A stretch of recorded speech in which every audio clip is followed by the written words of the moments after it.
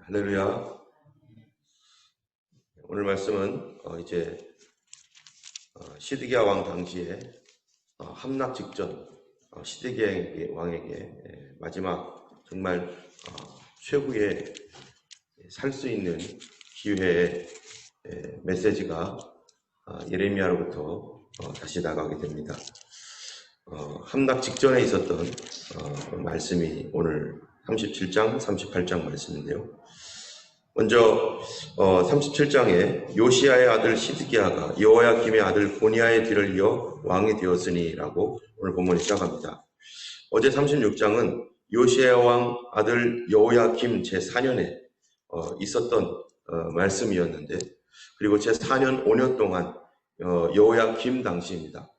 근데 여호야김 왕이 어제 말씀과 같이 그가 이제 바벨론으로 끌려가서 바벨론의 침공에 의해서 바벨론에 끌려가서 죽고, 그가 그 바벨론으로 끌려가자 그의 아들 여호야긴이라는 왕이 있었습니다. 아들이죠. 이 왕자가 있었는데 이 여호야긴이라고 하는 왕자가 이제 왕 위에 올라가게 되었어요. 바벨론에 의해서 끌려가고 나니까 이제 국민들은 어떤 생각을 하겠어요? 바벨론이 너무 밉고 바벨론에 대한 적개심 이런 것들로 가득 차 있는 거죠. 그러다 보니까 여호야김이라고 하는 왕이 반 바벨론 정책에 의해서 바벨론으로 이제 잡혀서 끌려갔고, 그 아들이 세워질 때 누구를 세우겠느냐면은 친 바벨론을 세우는 게 아니라 친 애국적인 정책을 펴는 사람, 그리고 이 바벨론에 대하여 적대적인 그러한 그 마음을 갖고 있는 그 왕자들 중에 그런 사람 세우겠죠. 그러다 보니까 국민의 그 감정 이거에 따라서 이제 사람들을 세우는 거죠. 그런데 시대의 흐름은 이 국민의 감정이 어떻게 가든 간에 역사적 흐름이라고 하는 것은 그들의 국민이 어떤 생각을 하든 간에 상관이 없는 거예요.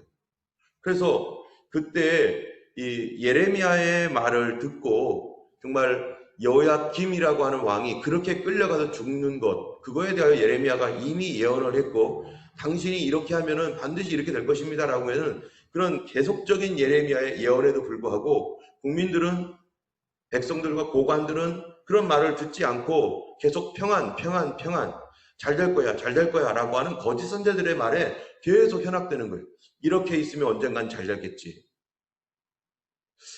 이런 말에 현혹되어서 거기에 애국심이라고 하는 것과 더불어서 사람들에게 으쌰으쌰하는, 선동하고 우리 한나라로 힘을 모으자, 바벨론을 대항하자, 이런 사람들이 다 같이 이렇게 모여 있는 것이죠.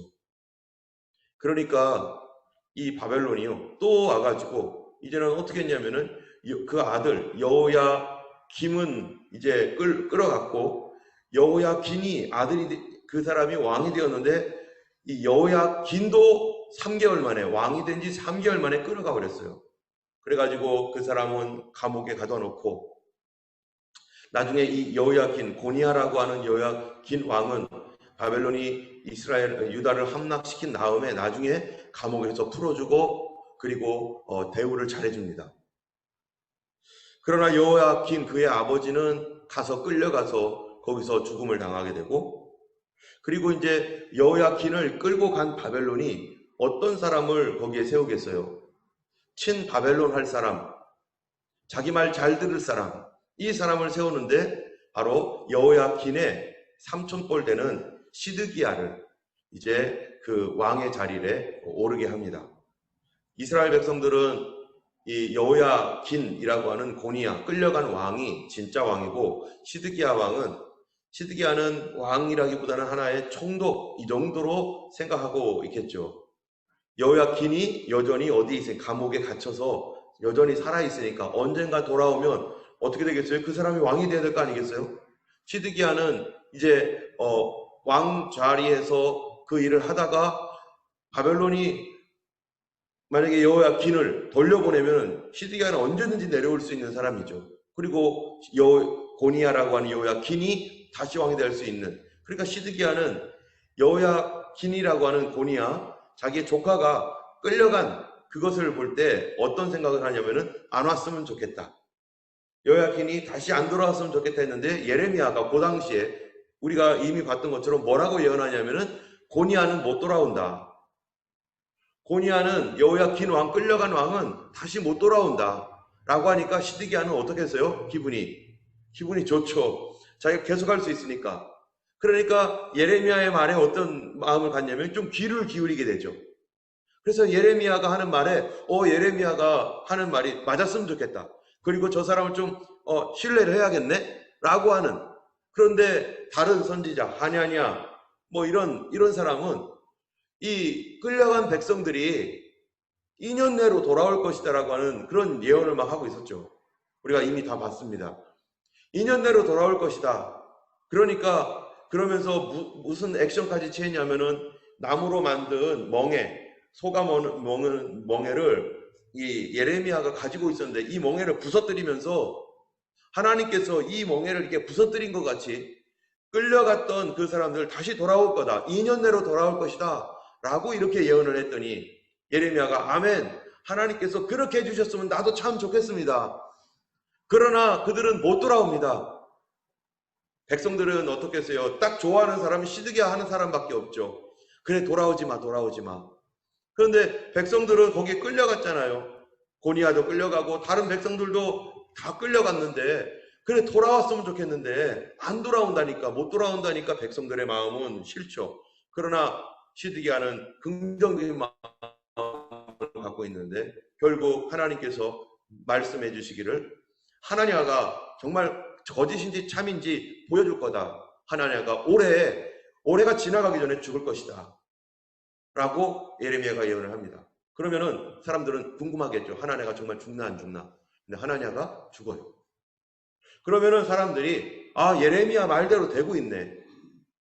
예레미야 말이 맞네 해서 이제 귀를 기울여야 되는 거죠. 이런 상황에서 이제 시드기야가 왕이 되어 있고 이제 왕의 일을 보는데요. 37장 1절에 요시야의 아들 시드기야가 여호야김 아들 고니아의 뒤를 이어 왕이 되었으니 이는 바벨론의 느부갓네살 왕이 그를 유다 땅의 왕으로 삼음이었더라.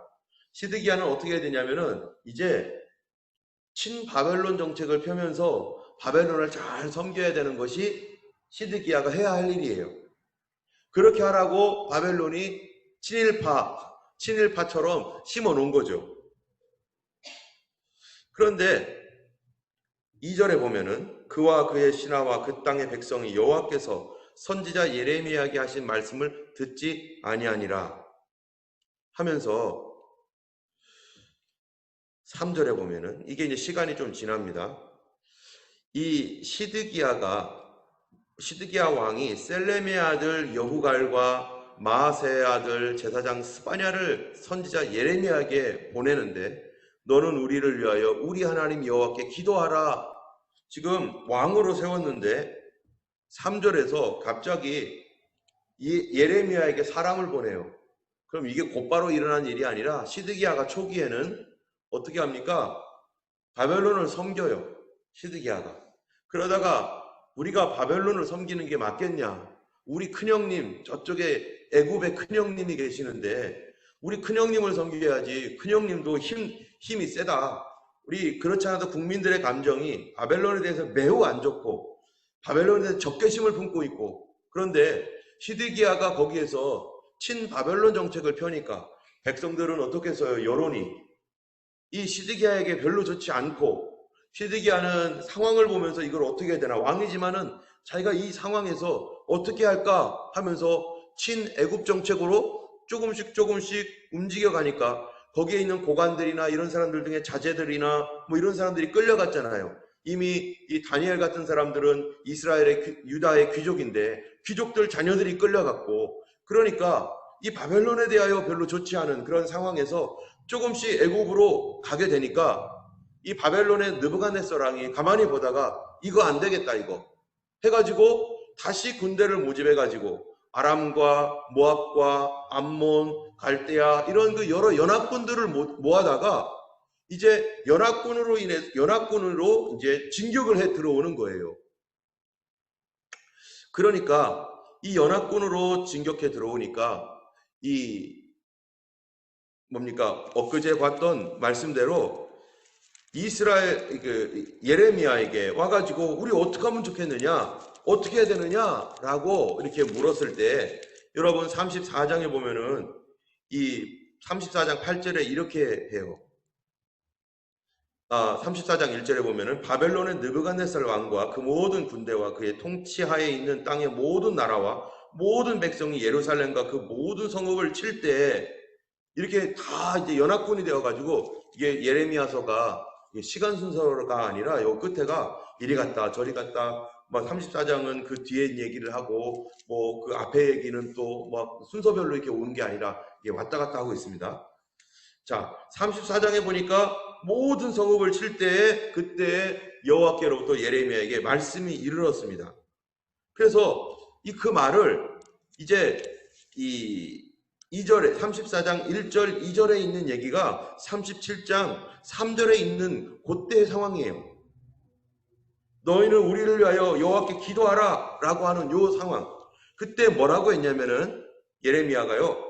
이 34장 2절에 이스라엘의 하나님 여호와께서 이와 같이 말씀하시니라 너는 가서 유다의 시드기야 왕에게 아뢰어 이르기를 여호와의 말씀에 보라 내가 이 성을 바벨론 왕의 손에는 넘기니 그가 이 성을 불사르리라 네가 그 손에 벗어나지도 못하겠고 반드시 사로잡혀서 그의 손에 넘겨져서 내 눈은 바벨론 왕의 눈을 볼 것이고 그의 입은 내 입을 마주 대하여 말할 것이요 너는 바벨론으로 가리라. 이렇게 무서운 예언을 하게 됩니다. 그러면은 그 당시가 어떤 당시냐? 7절입니다. 34장 7절에 보면은 그때 바벨론 왕의 군대가 예루살렘과 유다에 남은 모든 성읍을 쳤으니 곧 라기스와 아세가라 유다의 견고한 성읍 중에 이것들만 남았습니다. 예루살렘 그리고 라기스, 아세가 이 세 성읍만 겨우 남아가지고 이제 그 언제 함락될지 모르는 그런 두려움 상황 가운데 있을 때에 그때 시드기야가 어떤 태도를 취했는가? 그때 이렇게 했어요. 34장 8절입니다. 한번 읽어볼까요? 시드기야 왕이 예루살렘에 있는 모든 백성과 한 가지로 하나님 앞에서 계약을 맺고 자유를 선포한 후에 여호와께로부터 예레미야에게 말씀이 임하니라. 이 자기가 야 이거 안 되겠다 해가지고요. 이 이스라엘의 면제년이 되면은 다 해방시켜줘야 되는데 그런 그 노비들이 많은 거예요. 해방되지 않은 노비들이 많으니까 하나님께 회개하겠다고 회개하는 마음으로 어떻게 하는 거예요? 자기 고관들과 신하들에게 다 얘기해가지고 모든 노비를 해방시켜라라고 말합니다. 어떻게 하니까요? 바벨론 군대가 점점점 포위해서 들어와가지고 이제 시드기야와 그 사람들이 두려운 가운데 예루살렘이 벌벌벌 떨고 있으니까 그때 이제 다 노비를 해방시키고 그러니까 이 4절 5절 예레미야서 37장 5절을 보면은 한번 5절을 한번 37장 5절 읽어보겠습니다. 바로의 군대가 애굽에서 나오매 예루살렘을 에워쌌던 갈대인이 그 소문을 듣고 예루살렘에서 떠났더라. 그렇게 백성들을 해방시키고 그 다음에 자유를 선포하고 나니까 이 갑자기 저쪽에서 애굽에서 군대가 일어나서 그래 우리 유다를 돕자 해가지고 애굽의 바로 왕이 이제는 이 갈대아 바벨론 군대와 싸우기 위해서 진격해 들어오는 거예요. 그러니까 예루살렘을 포위하고 있었던 이 바벨론 군대가 가만히 있을 수가 없으니까 예루살렘 포위를 풀고 나아가가지고 이 이집트 군대와 이제 싸움을 하는 거죠. 이집트 군대와 싸움을 하니까 거기에 있었던 수많은 사람들이 와 드디어 이집트가 우리를 도우러 오는구나 하면서 너무너무 좋아하면서 그때 했던 행동이 뭡니까?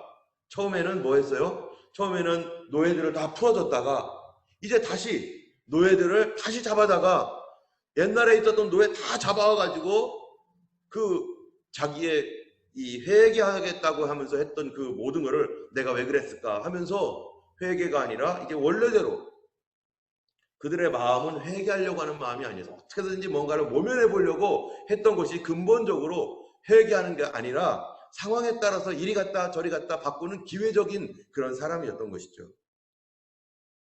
7절을 보면은 37장 7절에 이 예레미야에게 그 당시에 임한 말씀입니다. 지금 갈대아 군대는 이집트와 싸우러 나갔어요. 7절 8절 이스라엘의 하나님 여호와께서 이와 같이 말씀하시니라. 너희를 보내어 내게 구하게 한 유다의 왕에게 아뢰라. 너희를 도우려고 나왔던 바로의 군대는 자기 땅 애굽으로 돌아가겠고, 이집트가 진다는 겁니다. 이집트가 반드시 져서 도망갈 거다. 너희들을 못 구한다. 그리고 8절에 갈대아인이 다시 와서 이 성을 쳐서 빼앗아 불사를 것이다.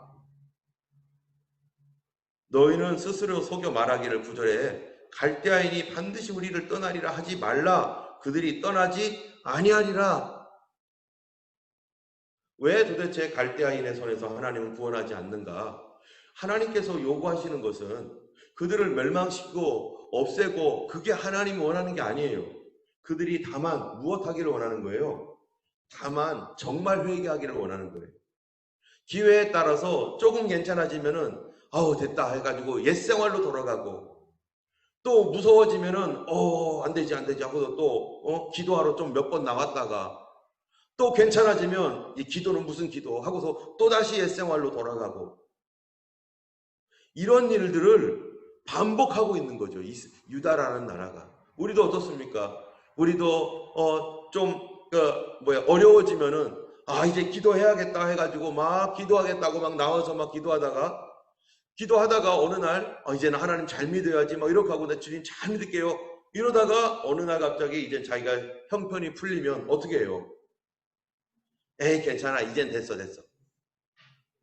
이게 마치 자기가 뭔가를 한 것처럼 이제 됐어 하고서 자기 마음대로 풀어버리고 옛생활로 또 범죄하는 곳으로 또 돌아가면 하나님께서 거두셨던 손조차도 다시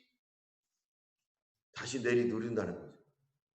이 죄라고 하는 것으로 말미암아서 그들이 이런 형벌을 받고 있는데, 눈꼽만치도 자기 속에서는 회개할 마음이 하나도 없는 거예요. 이런 고난을 당해도. 그러다 보니까 하나님께서 예레미야에게 갈대아인이 다 부상자가 되어가지고 손 절고 다리 절고 눈 하나 멀어도 그 사람들이 이 성을 멸망시킬 거다 라고 하나님께서 단언을 합니다. 때문에 회개 없는 신앙은 뭡니까? 자기 기만이에요. 회개하지 않고 내가 이렇게 하겠습니다 말해놓고 하나님 앞에 그렇게 약속하고 또 사람들에게도 약속했어요. 내가 이렇게 할 겁니다. 약속해놓고 약속을 안 지켜요. 이거는 회개가 아니죠.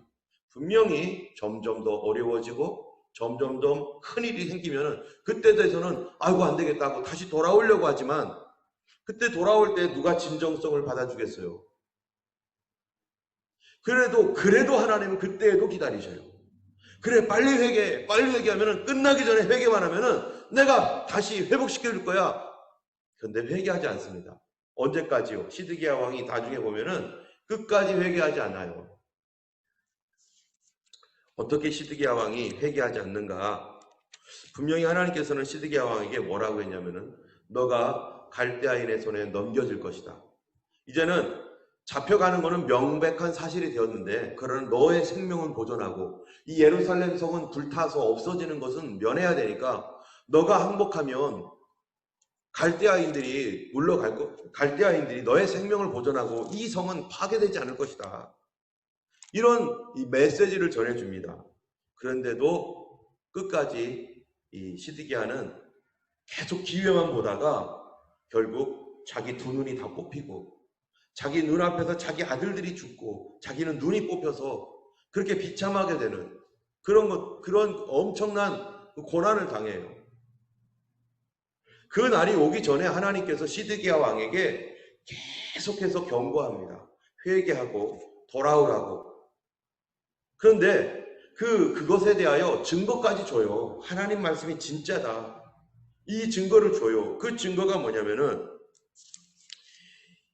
사람들이 예레미야를 붙잡아서 예레미야가 뭐하니까 예레미야가요 자꾸 바벨론에게 항복해라 그래야 산다 라고 말하니까 이 사람들이 막 예레미야에 대해서 별로 안 좋아요. 그렇죠. 예레미야도 어떻게 그렇게 말하겠습니까?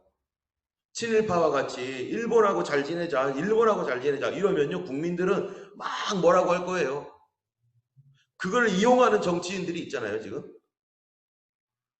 자기들도 다 그러면서 이 예레미야 당시에 예레미야가 바벨론을 잘 섬기자라고 할 때 다 미워하는데 특별히 미워하는 사람이 한 사람이 있었어요. 그 사람이 누구냐? 13절입니다. 13절에 베냐민 문에 이른즉, 이제 예레미야가 베냐민 땅으로 가서 자기가 뭔가를 받아야 할 것이 있어서 예루살렘을 떠나서 나가는데 성문으로 나가서 베냐민 문에 이른즉 하나냐의 손자 셀레미야의 아들 이리야라 하는 문지기의 우두머리가, 여러분 하나냐의 손자 누굽니까? 이 사람이요. 아까 조금 전에 얘기했었는데요. 하나냐는 바로 거짓 선지자 하나냐. 2년 내로 유다가 회복될 거다, 다 돌아올 거다 했던 바로 그 거짓 선지자의 누구예요? 손자 이리야라고 하는 사람이 문지기가 되어서 예레미야를 딱 알아보고, 예레미야에 대해서 별로 안 좋죠. 예레미야와 각을 세워서 서로 거짓이다 뭐 이러다가 자기 할아버지 죽었으니까 예레미야를 딱 붙잡더니 너 바벨론에 항복하러 가는 거구나 해가지고 예레미야를 구덩이에 가뒀습니다. 구덩이에 가뒀는데 그때쯤 무슨 일이 생겼어요? 갈대아인들이, 다시 말하면 바벨론이 이집트를 무너뜨리고, 이집트는 도망갔고 갈대아가 다시 포위하면서 좁혀 들어오니까 그동안에 이제 이집트가 우리를 도와줄 거 했던 사람들이 다시 겁을 먹고 덜덜덜 떨고 있고, 뿐만 아니라 그 당시에 이집트가 와서 갈대아인을 무너뜨릴 것이다라고 했던 바로 거짓 선지자들, 왕 주변에 있어도 수많은 거짓 선지자들이 있었는데 이 거짓 선지자들이 우리가 이길 거다, 하나님이 나에게 말씀하셨다, 하나님 메시지다, 받아라 하면서 막 이랬던 거짓 선지자들 어떻게 되겠어요? 이집트가 다 무너져서 내려가고 있는데 그 사람들 말이 거짓말인 게 들통나는 거잖아요. 그러면 어떻게 됩니까? 이게 거짓말인 줄 알면 사람들이 저것들 다 거짓말이네 하고서 더 이상 믿지 말아야죠. 그런데도 끈을 잡고 있어요. 그때 바벨론에 이 예레미야가 갇혀 있는 상태였었습니다. 그때 다시 갈대아인들이 좁혀오니까 왕이 무서워서, 시드기야가 무서워서 사람을 보내요. 그러면서 예레미야에게 또 물어봅니다. 앞으로 어떻게 될 거냐?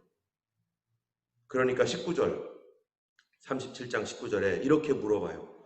바벨론의 왕이 와서 왕과 이 땅을 차지하리라고 예언한 왕의 선지자들이 이제 어디 있나이까?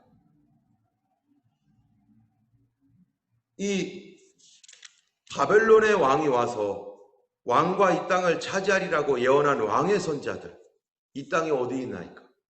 이게 무슨 말입니까? 이 말이 왕에게 좋은 예언했던 거짓 선지자들이 있었다는 거예요. 그런 사람들이 다 어떻게 한다고요? 다 어디 갔습니까? 그 사람들?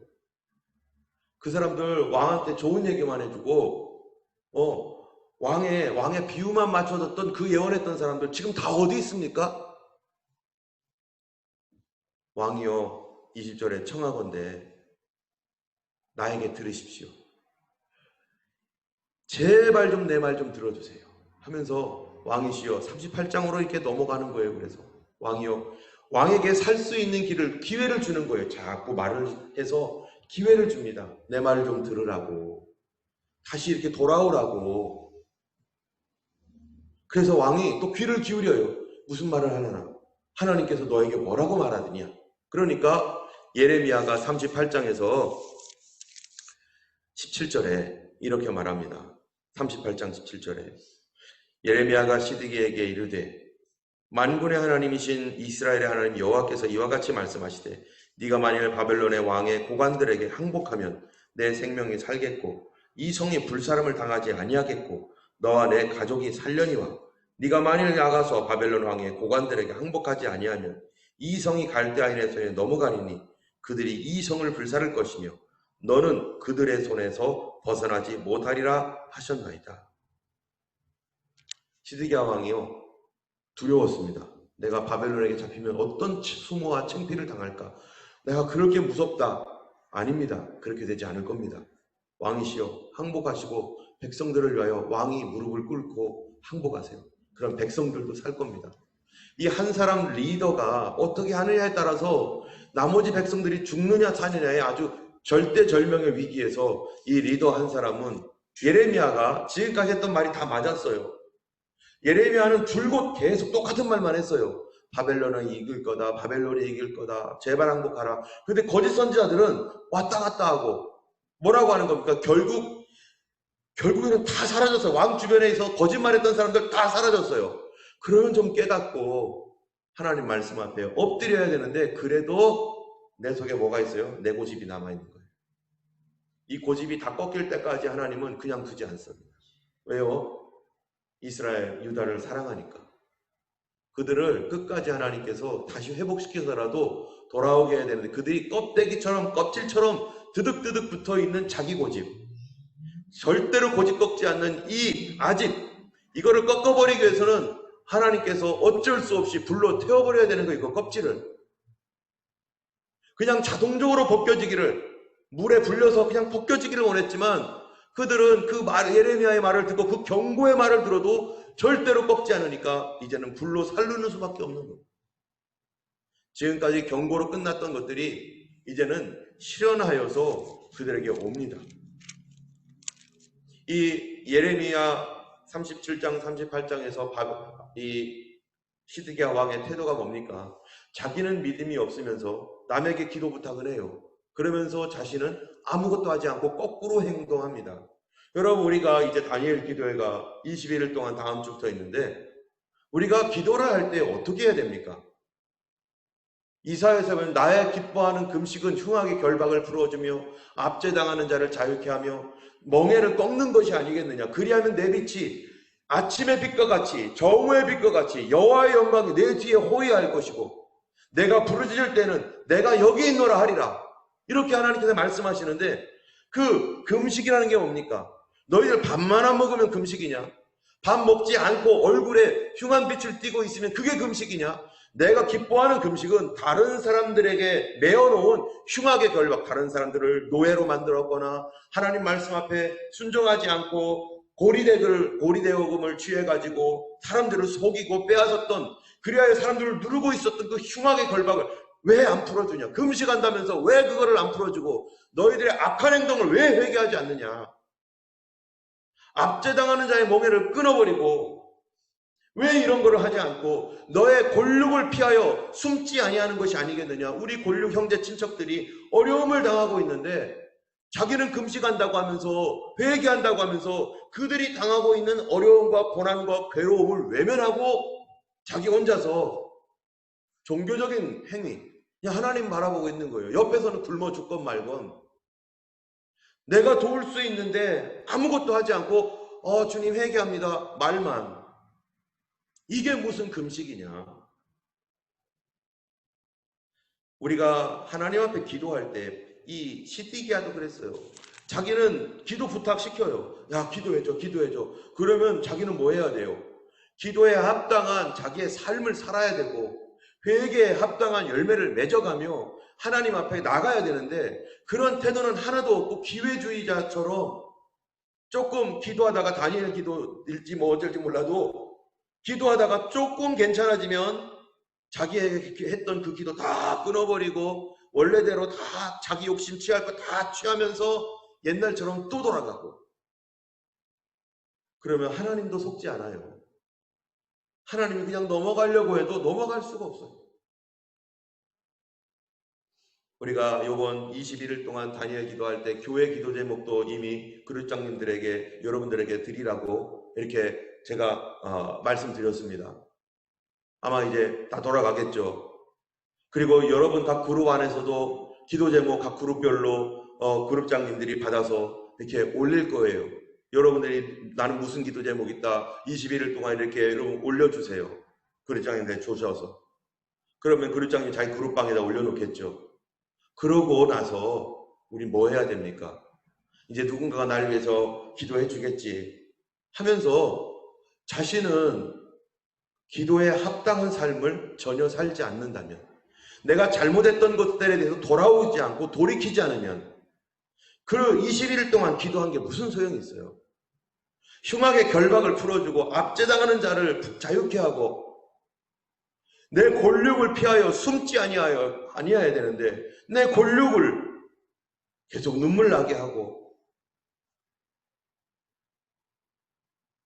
사람들에게 대하여서, 가족들에 대하여서, 내가 어렵게 했던 그 모든 사람들에 대하여 풀어주지 않으면 21일 기도가 끝나고 나서 오히려 더 월세해지는 것이죠. 내 마음은 더 강팍해지는 것이고, 우리는 그런 쓸데없는 기도가 되지 않기를 원합니다. 하나님 앞에서 이제 며칠 남지 않았습니다. 21일 다니엘 기도 하려면. 그러면 하나님, 내가 어떻게 하나님 앞에 순종해야 되겠습니까? 21일 동안 기도하겠지만 기도와 동시에 내가 하나님 앞에 나의 삶을 바꾸기 원합니다. 내가 주님 앞에 이렇게 살겠나이다. 주님 도와주세요. 내가 잘못되어 회개하여 돌아올 것이 어디 있습니까? 주님 앞에 돌아가도록 주님 내가 하나님께 엎드립니다. 도와주세요 하며 실제적인 나의 삶에 누군가가 나에게 빚을 졌다면 탕감해 주려면 창감해 주시고, 또 그 시간에 억울한 일이 있었다면 그 사람을 용서하면 용서하고, 그 사람들에 대하여 선한 마음으로 하나님 앞에 그들을 선대하고 축복하고, 그리고 하나님 앞에 지금까지 내가 약속 지키지 못했던 것이나 하나님 앞에서 바르지 못했던 것들에 대하여 지금까지 신앙의 삶에 느슨하게 했고 그러했던 것들에 대하여 다시 하나님 앞에 돌리고, 이런 모든 고치는 것들이 동시에 일어나야 될 줄 압니다. 우리 하나님께서 반드시 응답하시고, 그분이 그 하나님, 살아계신 하나님이세요. 하나님 지금도 일하고 역사하시는 하나님이신 것입니다. 이 시간에 우리 하나님 앞에 같이 찬양 부르시면서 기도할 때, 하나님 아버지, 참으로 이 시대 가운데 마지막 시대, 주여 하나님, 우리가 참으로 우리를 사용하셔서 주님을 위한, 주님의 기뻐하시는 그런 거룩한 그런 삶을 살도록 기도해야 될 것입니다. 우리 하나님 도와주시고 역사해 주옵소서. 익은 곡식 거둘 자가 없는 이때에 누가 가서 거두겠습니까? 우리를 고치셔서 하나님, 우리를 변화시켜 주셔서 주의 영광을 위해 살게 하여 주옵소서. 익은 곡식 거둘 자가 없는 이때에 누가 가서 거둘까? 내가 어찌 게으르게 앉아 있을까? 어서 가자 밭으로 보내주소서.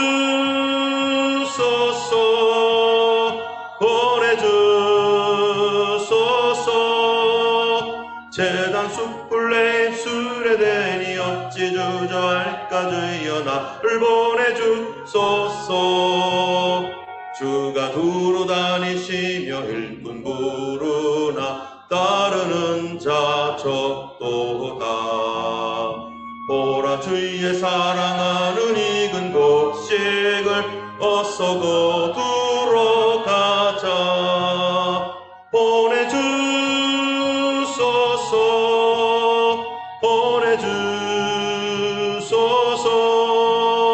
제단 숯불 내 입술에 대니 어찌 주저할까? 주여 나를 보내주소서.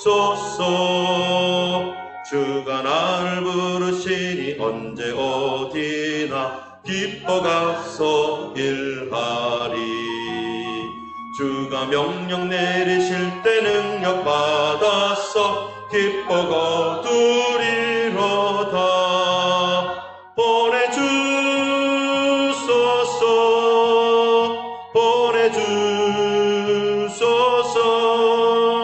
제단 숯불 내 입술에 대니 어찌 주저할까? 주여 나를 보내주소서. 하늘에 계신 우리 아버지, 이름이 거룩히 여김을 받으시오며 나라의 임하옵시며 뜻이 하늘에서 이룬 것 같이 땅에서도 이루어지이다.